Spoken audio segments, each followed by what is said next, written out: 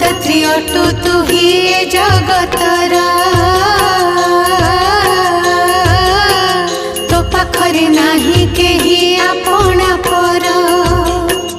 जेझा कर्म मते जेझा गुंजाई प्राणी समस्ते तो प्रजा एका तू महाराणी तोते पूजा करे जेऊ घरर नारी से घरटी होई जाए सरगपुरी तो पूजारे परिवेश हुए निर्मल सुख शांति रही थाए।